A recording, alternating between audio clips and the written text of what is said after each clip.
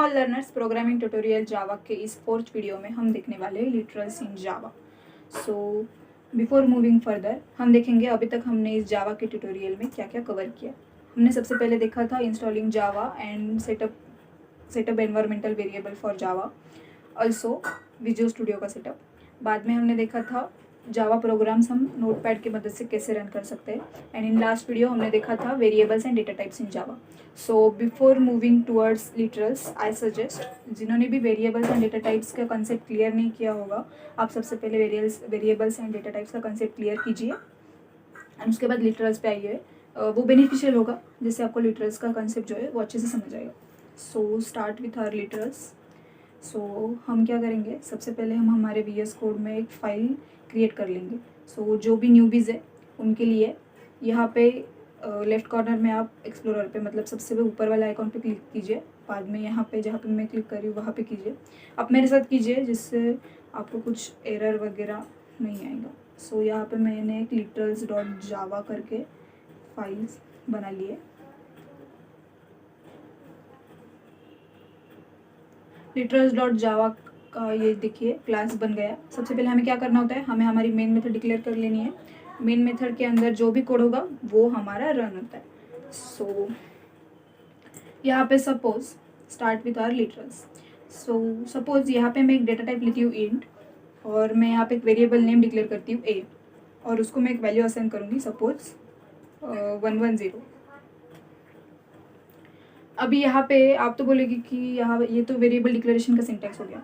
तो लिटरल्स और वेरिएबल्स में ज़्यादा फ़र्क नहीं होता है। लिटरल्स क्या होते हैं वो देखने वाले हैं हम इस वीडियो में। सो ये देखिए, सबसे पहले मैंने यहाँ पे एक डेटा टाइप डिक्लेयर किया। डेटा टाइप के बाद यहाँ पे मैंने एक वेरिएबल दिया। वेरिएबल के बाद यहाँ पे मैंने एक वैल्यू डिक्लेयर की है, और ये जो वैल्यू है एक कांस्टेंट वैल्यू है। तो ये कांस्टेंट जो वैल्यू है वो कांस्टेंट वैल्यू को हम बोलते हैं लिटरल्स। सो हम जावा में जितने भी वेरिएबल डिक्लेयर करेंगे और उनको एक वैल्यू असाइन करेंगे, तो वो वैल्यू कौन से टाइप की होगी, वो कांस्टेंट टाइप की वैल्यू होगी। जावा में 4 टाइप्स के लिटरल्स होते हैं। ये देखिए, in Java there are 4 types of literals: integral literals, string literals, boolean literals, float point literals. इसके सब पॉइंट्स भी होते हैं, वो हम इस वीडियो में कवर करेंगे। सो सबसे पहले एक डेमो देखते हैं कि कैसे लिटरल्स काम करते हैं। सो यहाँ पे आप देखिए, यहाँ पे मैंने एक वेरिएबल डिक्लेयर किया है इंट काउंट एंड 0, जैसे कि हमने VS कोड पे भी देखा था। यहाँ पे मैंने एक वेरिएबल लिया जिसको मैंने वैल्यू असाइन की।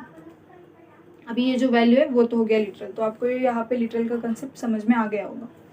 अभी लिटरल का कंसेप्ट समझ आने के बाद आपको क्या करना है,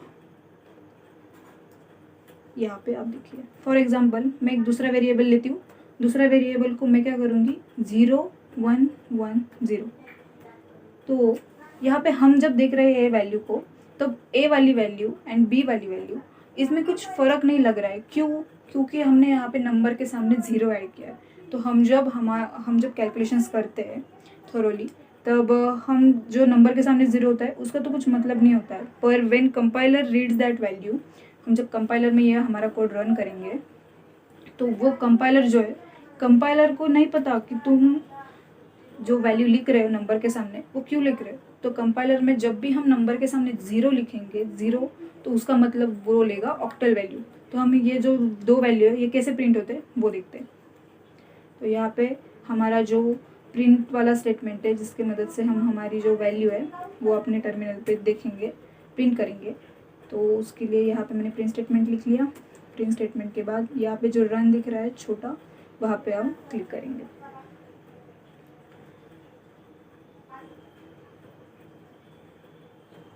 तो यहाँ देखिए, हमने जो A को वैल्यू असाइन की थी वो तो उसने जैसे कि वैसे प्रिंट कर दी है, पर हमने जो B को वैल्यू असाइन की थी उसकी वैल्यू उसने कन्वर्ट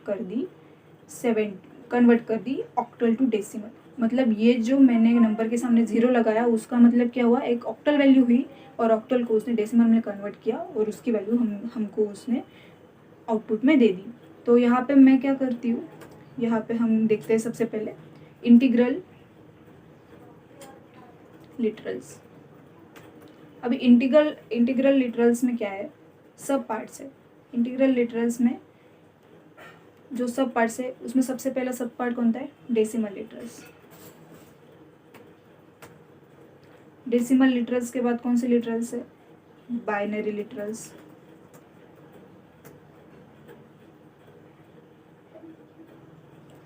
बाइनरी लिटरल्स के बाद हम कौन से देखेंगे? Octal literals. और ऑक्टल लिटरल्स के बाद क्या देखेंगे? हेक्साडेसिमल।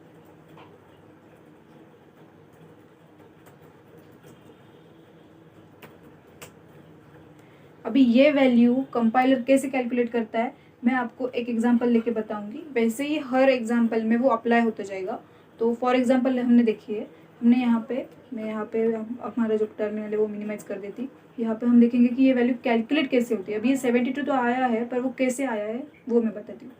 अब हमने क्या ऐड किया? 0 ऐड किया हमारे नंबर के सामने। तो 0 का मतलब क्या हुआ?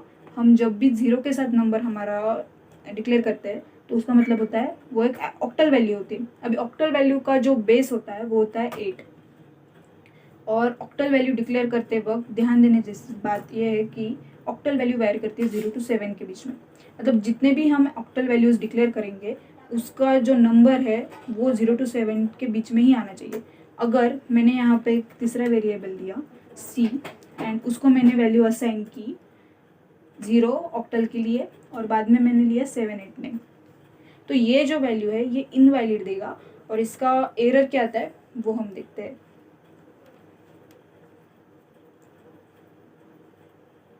तो ये देखिए हमको टर्मिनल पे एरर आ गया है कि जो हमने लिटरल डिक्लेयर किया है ऑक्टल का, उसका जो है वो आउट ऑफ रेंज जा रहा है। क्यों? क्योंकि जो ऑक्टल वैल्यूज़ होते हैं वो 0 to 7 के बीच में ही हमें डिक्लेयर करने हैं। यहाँ पे मैंने क्या किया? 8 और 9 दे दिया तो उसने वो एरर दे दिया। तो यहाँ पे मैं क्या करती हूँ? 66 लिखती हूँ। सो ये देखिए अभी ये हमें एरर नहीं दे रहा क्योंकि उसके लिमिट्स के अंदर ये आ रहा है। तो ये तो हो गया ऑक्टल के केस में। बाइनरी के केस में क्या होता है? बाइनरी के केस में भी सेम ही होता है। बाइनरी का बेस क्या होता है? 12 एंड हेक्साडेसिमल का बेस क्या होता है? 16। अभी जब भी हम ये वैल्यू कैलकुलेट करेंगे तो वैल्यू कैलकुलेट कैसी होती है वो देखते हैं। अभी ये जो इसने हमारे टर्मिनल पे हम देखेंगे ये जो 72 आया वो कैसे आया वो देखते हैं। अभी मैंने जैसे बताया कि इसका बेस 8 है, डेसिमल का बेस क्या है? 10। अभी ऑक्टल की जो वैल्यू है ये जब भी हमारा आउटपुट जब भी कैलकुलेट होगा तो वो कैसे कैलकुलेट होता है?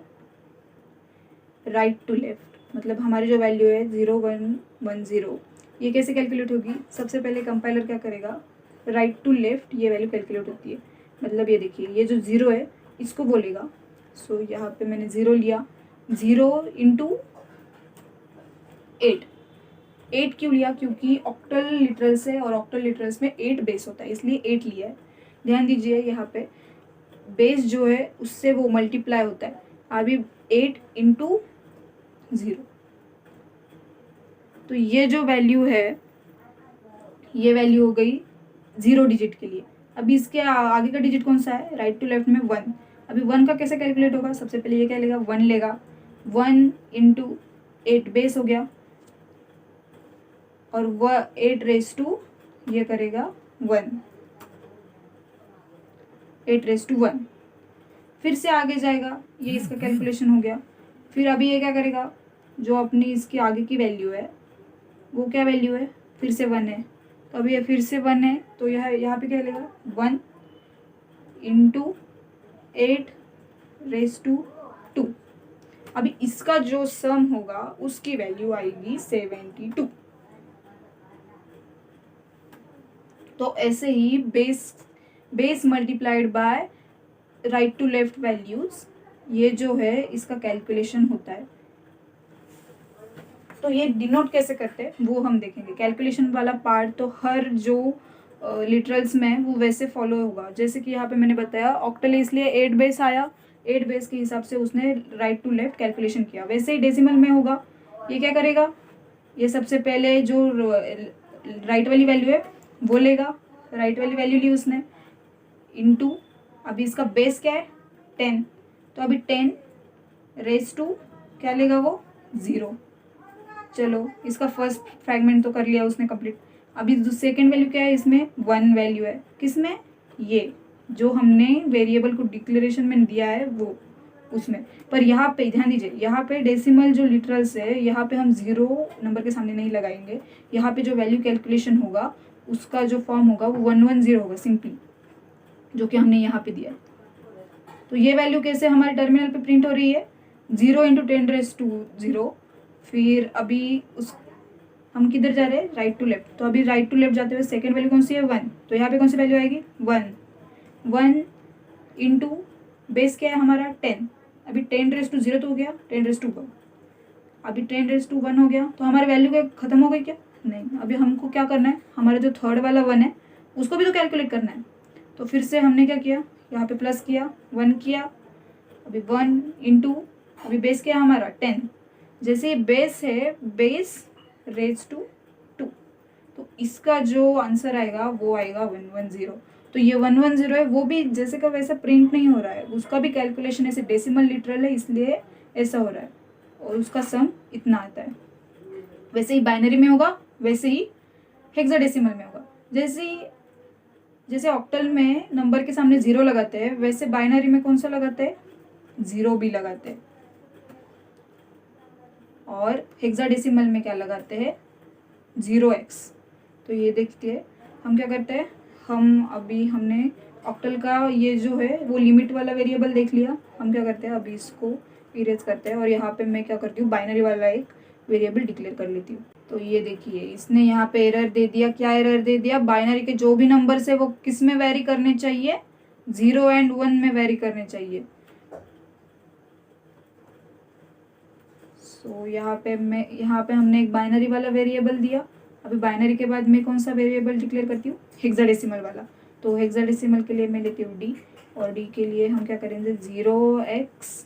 एंड बाद में हेक्साडेसिमल के केस में याद रखिए, हेक्साडेसिमल के जो नंबर्स है वो किधर से किधर तक वेरी करते हैं। हेक्साडेसिमल के जो नंबर्स होते हैं वो वेरी करते हैं 0 से 9 तक, एंड इंक्लूडेड प्लस हम क्या करते हैं इसमें कैरेक्टर, मतलब अल्फ़ाबेट A to F। इनका जो मिक्सचर होता है वो मिलके हेक्साडेसिमल लिटरल्स भी डिक्लेयर किए जा सकते हैं। अगर आपको HTML एंड CSS का थोड़ा नॉलेज होगा तो ये वहाँ पे हेक्साडेसिमल जो नंबर्स होते हैं वो कलर कोड डिटेक्ट करते हैं, जिसमें हैश होता है। हैश के बाद क्या होता है, एक नंबर होता है, नंबर के बाद अल्फ़ाबेट्स आते हैं। तो वो जो वैल्यू है वो हेक्साडेसिमल लिटरल्स के अंडर ही आता है, और हेक्साडेसिमल जो लिटरल्स होते हैं वो ऐसे डिक्लेयर करते हैं। तो ये देखिए हमने हमारा डिक्लेरेशन पार्ट कर लिया। अभी हम क्या करेंगे, हमारे जो प्रिंट स्टेटमेंट है यहाँ पे सिंपली मैं कॉपी पेस्ट करती हूँ। अभी यहाँ पे हम ये प्रिंट करके देखेंगे इसका आउटपुट कैसे आता है। तो यहाँ पे बी हो रहा है प्रिंट, फिर हम क्या करें सी, और हमें कौन सा ये करना है डी। तो ये देखिए हमने कौन से टाइप के वेरिएबल्स डिक्लेयर किए अभी। सबसे पहले वाला हमारा कौन सा हो गया, डेसिमल टाइप हो गया। डेसिमल के बाद हमारा कौन सा टाइप हो गया, ऑक्टल टाइप। ऑक्टल के बाद हमारा कौन सा है, बाइनरी टाइप। बाइनरी के बाद ये कौन सा, हेक्सावेरी टाइप, हेक्साडेसिमल टाइप। तो ये जो हेक्साडेसिमल टाइप है तो इसको हम क्या करेंगे, अभी ABCD जो हमारे वेरिएबल्स है इसको हम प्रिंट करके देखते हैं इसका आउटपुट क्या आता है।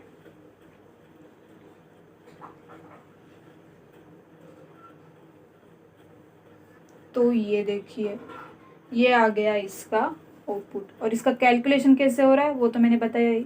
जो नंबर हम दे रहे हैं उसका नंबर लेना है राइट टू लेफ्ट, उसको मल्टीप्लाई करना है उसके बेस वैल्यू से, एंड उसका जो एक्सपोनेंशियल पावर रहेगा वो इंक्रीज होते जाएगा जैसे जैसे हम आगे आगे नंबर्स उसमें ऐड करते जाएंगे। तो यहाँ तक हमने देखे हमारे इंटीग्रल लिटरल्स कैसे वर्क करते हैं। तो ये तो हो गया इंटीग्रल लिटरल्स का पार्ट। अब हम क्या करते हैं, string literals and character literals देखते हैं। अभी कैरेक्टर लिटरल्स को कैसे डिनोट करते हैं, कैर डेटा टाइप से। कैर डेटा टाइप में आप याद रखिए कैरेक्टर डेटा टाइप डिक्लेयर करते वक्त यहाँ पे सपोज मेरा अपना हमारा ABCD हो गया, हम लेते ई। अभी ई लिया है मैंने। कैरेक्टर डेटा टाइप डिक्लेयर करते वक्त उसको सिंगल कोट से ही डिक्लेरेशन होना चाहिए उसका। अगर आप डबल कोट्स में करोगे तो वो क्या होगा, स्ट्रिंग हो जाएगा। तो यहाँ पे ध्यान दीजिए, आप जब भी आप अपना कैरेक्टर वेरिएबल डिक्लेयर करते हैं तो उसको सिंगल कोट से डिक्लेयर करना है, उसको डबल कोट से डिक्लेयर नहीं करना है। डबल कोट से किया तो वो स्ट्रिंग हो जाता है, वो कैरेक्टर नहीं रहेगा आपका। और कैरेक्टर जब भी डेटा टाइप आप डिक्लेरेशन को असाइनमेंट करते हैं, जैसे कि यहाँ पे हमने वेरिएबल नेम ई दिया, तो ई को जो वैल्यू मैंने असाइन की है वो एक सिंगल वैल्यू है, उसको हम डबल वैल्यू असाइन नहीं कर सकते। Double value in the sense उसको मल्टीपल वैल्यूज असाइन नहीं कर सकते, एक स्ट्रिंग, एक वर्ड नहीं असाइन हो सकता। ये देखिए यहाँ पे रेड लाइन यहाँ पे शो हो रही है, क्या बता रहा है वो, इनवैलिड कैरेक्टर कांस्टेंट। क्यों? क्योंकि कैरेक्टर की वो एक फंक्शन बोल सकते हैं हम कि वो एक ही कैरेक्टर उसमें कंटेंट करता है। तो हम क्या करते हैं, इसको प्रिंट करके देखते हैं इसका आउटपुट कैसे शो होता है।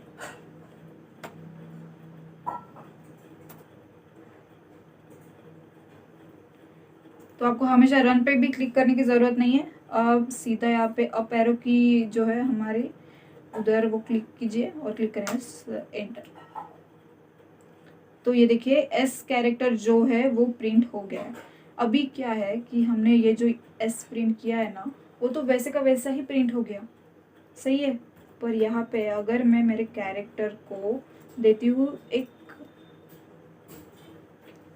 वैल्यू, सपोज यहाँ पे मैं देती हूँ 65, तो ये भी तो हो गया, यहाँ पे तो मैंने कोड्स भी यूज़ नहीं किए। तो कैरेक्टर में क्या होता है, जब भी आप एक नंबर न्यूमेरिकल वैल्यू असाइन करते हैं तो वो उसका एस की वैल्यू चेक करता है। अगर वो उसके एस की वैल्यू में बैठ रहा होगा तो वो आपका आउटपुट देख देगा, अगर वो एस की वैल्यू में नहीं बैठ रहा है तो वो आपको एरर दे देगा। तो कैरेक्टर जो लिटरल्स है उसमें आपको ध्यान देना है कि आप जब भी वैल्यू उसको असाइन कर रहे हो, मतलब न्यूमेरिकल वैल्यू, तो वो है वो एस की कोड में आपको कन्वर्ट करके दे देगा। या ये देखिए अब इसका जो आउटपुट है हमें ए मिलेगा। क्यों? क्योंकि 65 ये जो वैल्यू है वो कैपिटल ए की वैल्यू है एस की कोड सिस्टम में। एस की कोड सिस्टम क्या होता है, हर कैरेक्टर मतलब हर अल्फ़ाबेट के लिए एक एस की वैल्यू होती है। जैसे कि ए के लिए 65 है, वैसे हर एक अलग अलग अल्फ़ाबेट के लिए अलग वैल्यू होती है। वो हम जैसे जैसे आगे बढ़ेंगे वैसे एस की वैल्यू के बारे में आप ऑनलाइन भी देख सकते हैं, हर वैल्यू की हर कैरेक्टर की जो एस की वैल्यू है वो क्या होती है। तो ये तो हो गया हमारा कैरेक्टर लिटरल्स हो गए। अभी जो बुलियन लिटरल्स है, Boolean literals are very easy to understand. Boolean literals में बस दो ही चीज़ होती है, ट्रू एंड फॉल्स।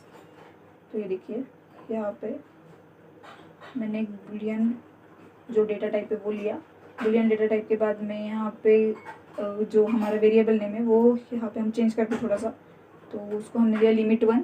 और बुलियन जब भी बुलियन डेटा टाइप डिक्लेयर करेंगे, ध्यान रखिए उसमें हमें क्या करना है, ट्रू एंड फॉल्स वैल्यू ही वो हमें देता है आउटपुट में। उसके अलावा आप अगर यहाँ पे कुछ भी टाइप करोगे जैसे कि हमने ऊपर किया था, तो वो इनवैलिड होगा। क्यों? क्योंकि बुलियन जो डेटा टाइप है उसका जो डिक्लेरेशन होता है, जो कांस्टेंट डिक्लेरेशन होता है, वो फॉल्स या फिर ट्रू में ही होता है। उसका डिक्लेरेशन दूसरे कौन से भी रेंज में नहीं आएगा। तो याद रखिए जब भी आप बुलियन डेटा टाइप यूज़ कर रहे होंगे तो उसको आप ट्रू और फॉल्स के ही वैल्यू, ये दो डिक्लेरेशन के अंडर ही बुलियन का लिटरल्स का डिक्लेरेशन होगा। तो बुलियन डेटा टाइप के लिटरल्स कौन से हुए, ट्रू और फॉल्स, बस ये दो डिक्लेरेशन जो है वो बुलियन के लिए काम करेंगे। सो आगे बढ़ते। तो हमने अभी तक देखे 3 टाइप के, इंटीग्रल टाइप के देखे, हमने क्या टाइप के देखे, बुलियन टाइप के देखे, और हम इसके बाद क्या देखेंगे, हम देखेंगे बैकस्लैश लिटरल्स। अभी बैकस्लैश जो लिटरल्स है वो इजी है, उसको ऐसे अलग से डिफाइन करने की ज़रूरत नहीं है। सपोज़ यहाँ पे हम देख सकते हैं कि ये जो हमारे वैल्यूज़ है ना वो एक के नीचे एक प्रिंट हो रहे हैं, पर मुझे क्या करना है कि ये जो 110 है या फिर 1 है उसके आगे मुझे एक स्पेस चाहिए, और उसके बाद मेरे जो सपोज़ मेरे जो बाकी के आउटपुट्स है वो वैरी करने चाहिए, मुझे वो डिफरेंट लगने चाहिए। तो यहाँ पे मैं क्या करूँगी, सिंपल एक बैकवर्ड स्लैश लगाऊंगी और एन लगाऊंगी। तो ये जो है यहाँ पे मैंने क्या किया, देखिए यहाँ पे हमें क्या करना है, अगर हमें आउटपुट में एक स्पेस चाहिए, न्यू लाइन पे हमारा आउटपुट हमें शो होना चाहिए, तो तो हम क्या करेंगे, एक बैक स्लैश लगाएंगे और एन लगाएंगे। स्लैश एन का मतलब क्या होता है, न्यू लाइन, ये हमें न्यू लाइन प्रोवाइड करता है। तो ये क्या हो गया, बैक स्लैश लिटरल्स हो गए। अभी इसका आउटपुट कैसे आता है वो देखते हैं। यहाँ पे मैंने कहाँ पे लगाया, वेरिएबल एफ के बाद। वेरिएबल एफ का क्या वैल्यू है, 65। 65 इन द सेंस उसका आउटपुट क्या आया था हमारा ए। तो हमें क्या मिलेगा आउटपुट में, हमारे ए के बाद हमें एक स्पेस मिलेगा। तो यहाँ पे हमारे ए के बाद कुछ प्रिंट नहीं हो रहा है, तो यहाँ पे हमें समझेगा नहीं। तो यहाँ पे मैं क्या करती हूँ, यहाँ पे मैं ऊपर लगाती हूँ। यहाँ पे मैंने ऑटो सेव का ऑप्शन क्लिक करके रखा है, इसलिए मैं बार बार कंट्रोल एस प्रेस नहीं कर रही हूँ। तो आप भी आपका ऑटो सेव का ऑप्शन क्लिक करके रखिए, जिससे आपको आपके कोड में जो भी आप चेंजेस कर रहे हो उसको बार बार आपको कंट्रोल एस करके सेव करने की ज़रूरत नहीं है, वो अपडेट होता जाएगा। सो सिंपली यहाँ पे मैंने चेंजेस किए और मैं यहाँ पे अप एरो की दबा के प्रेस कर रही हूँ। तो यहाँ पे देखिए हमारे ये आउटपुट में और ये आउटपुट में कुछ फ़र्क लग रहा है।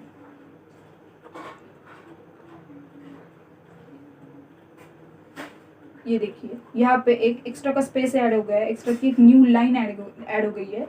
तो इसका मतलब क्या होता है कि स्लैश एन, ये जो एक बैक स्लैश लिटरल है, वो ऐड करता है हमारे कोड में, एक न्यू लाइन ऐड करता है, एक न्यू टैब ऐड, अब न्यू लाइन ऐड करता है।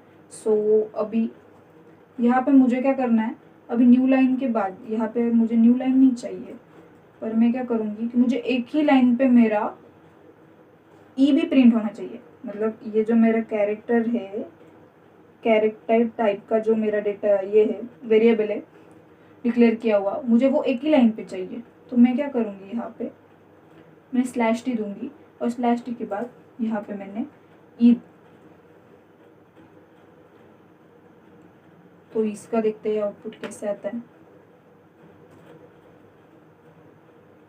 ये देखिए इसने क्या किया, एक टैब प्रोवाइड करता है, एक स्पेस प्रोवाइड करता है, slash t and slash N.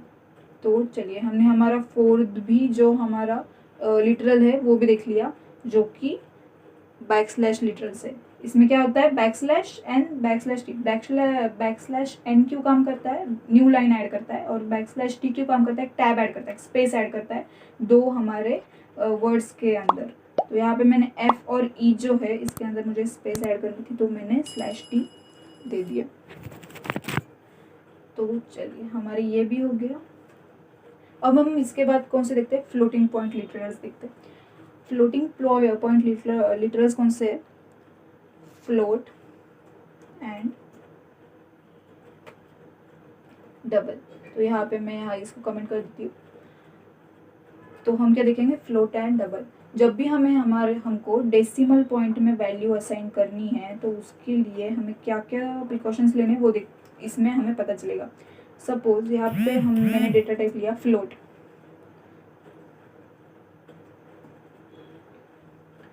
Float data type लेने के बाद मैं एक वेरिएबल नेम देती हूँ। अभी हमारा एफ तक हो गया, तो मैं यहाँ पे जी देती हूँ। तो जी के बाद मैं क्या करूँगी, फ्लोटिंग एक डेसिमल नंबर यहाँ पे असाइन करती हूँ, सपोज 30.00। तो ये तो डेसिमल नंबर है, मतलब एक फ्लोट नंबर है, फिर भी यहाँ पे ये हमें रेड लाइन क्यों शो कर रहा है, एक एरर क्यों शो कर रहा है। तो हम इसको रन करके देखते हैं, ये सिंटैक्स एरर में क्या एरर देता है। तो क्या एरर आया है हमें, cannot convert double two the float. तो इसका मतलब क्या हुआ, बाय डिफ़ॉल्ट हम जो भी फ्लोटिंग वैल्यू यहाँ पे डिक्लेयर करते हैं, तो वो वैल्यू होती है डबल डेटा टाइप के अंदर सेव। तो यहाँ पे हम जब भी हमको फ्लोट डेटा टाइप यूज़ करना है, तो ध्यान देना है कि हम हमारे वैल्यू के सामने, हमारे लिटरल के सामने हम जो एक कांस्टेंट डिक्लेयर कर रहे हैं वैल्यू, जो कि फ्लोटिंग है, डेसिमल में, पॉइंट्स में, तो उसके सामने हमें क्या लगाना है, एफ। नो मैटर हाउ, कि आप बिगर एफ कैपिटलाइज एफ लगाते हैं या फिर स्मॉल एफ लगाते हैं, बस आपको आपके फ्लोट जो डेटा टाइप है उसके डिक्लेरेशन में एफ लगाना है, जिससे कंपाइलर को पता चले कि ये जो है फ्लोट वैल्यू है। नहीं तो ये बाय डिफ़ॉल्ट डबल रहती है। ये देखिए ये जो डबल है, डबल डेटा टाइप लिया मैंने, और यहाँ पे डबल डेटा टाइप में मैंने सेम वैल्यू असाइन की। तो यहाँ पे तो मुझे एरर नहीं दे रहा है, क्यों, क्योंकि बाय डिफ़ॉल्ट जो हमारा डेसिमल होता है उसकी जो वैल्यू है वो कैसे सेव होती है, डबल में सेव होती है। तो याद रखिए, जब भी आप आपका डेसिमल पॉइंट का या फिर फ्लोटिंग वैल्यू डिक्लेयर करते हैं, अगर आपको वो फ्लोट में चाहिए तो आपको आपके नंबर के सामने क्या लगाना है, f लगाना है। और आपको अगर वो डबल में यूज़ करनी है तो आपको क्या करना है, उसके सामने कुछ एक्स्ट्रा लगाने की ज़रूरत नहीं है। तो ये देखिए, हम इसको सॉरी, यहाँ पे हम क्या करते हैं, एक प्रिंट स्टेटमेंट ऐड करते हैं। प्रिंट स्टेटमेंट ऐड करना रह गया था, तो ध्यान दीजिए, हम जब तक प्रिंट स्टेटमेंट नहीं लिखेंगे तो कौन सी भी वैल्यू हमको हमारे टर्मिनल पे नहीं प्रिंट होके दिखेगी। उसके लिए आपको प्रिंट स्टेटमेंट लिखना ही होगा। तो ये यहाँ पे हमने 2 वेरिएबल्स के लिए हमारे प्रिंट स्टेटमेंट लिखा। प्रिंट स्टेटमेंट लिखने के बाद हमें हमारे वैल्यूज़ मिल गए। तो हमने अब तक कौन से लिटरल्स कवर किए। हमने सबसे पहले देखा इंटीग्रल लिटरल्स में हमने देखा उसका कैलकुलेशन कैसे होता है। कैलकुलेशन के बाद हमने देखा कैरेक्टर लिटरल्स के बाद हमने देखा हमारे बैकस्लैश लिटरल्स कैसे वर्क करते हैं। बैकस्लैश लिटरल्स इंपॉर्टेंट होते हैं, हमको हमारे कोड को अच्छे से ऑर्गेनाइज करने के लिए ये यूज़ किए जाते हैं। बाद में जो हमारे पैटर्न्स के जो कोड होते हैं, सपोज हमको पैटर्न प्रिंट करना है, पैटर्न के जो सिंपली कोड होते हैं कि ये स्टार इन रेक्टेंगल प्रिंट करने होते हैं। सो फिर इसके लिए हमें ये जो बैकस्लैश लिटरल्स है वो काम आते हैं। बुलियन लिटरल्स के 2 ही वैल्यूज़ होते हैं, ट्रू और फॉल्स। उसके बाद हमने देखा फ्लोटिंग पॉइंट लिटरल्स, वो कैसे वर्क करते हैं, उनको कैसे डिक्लेयर करते हैं, वो देखा। फ्लोटिंग पॉइंट लिटरल्स के बाद हम क्या देखेंगे, एक स्ट्रिंग लिटरल देख लेते हैं। अभी स्ट्रिंग जो है, स्ट्रिंग वैसे एक वास्ट चैप्टर है जावा में, पर हम हमारे एक टॉपिक को कवर करने के लिए hi, अभी यहाँ पे मैं एक i वेरिएबल लेती हूँ। i के बाद यहाँ पे मुझे जो स्ट्रिंग डिक्लेयर करनी है वो स्ट्रिंग मैं क्या करूँगी, यहाँ पे सपोज मैं करती हूँ SHARK द शार्क। यहाँ पे मैंने द शार्क की एक स्ट्रिंग डिक्लेयर की।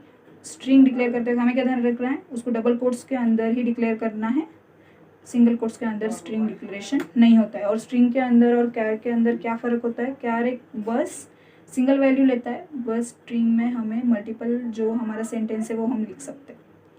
तो ये भी हम एक बार प्रिंट करके देख लेते हैं इसका आउटपुट कैसे आता है।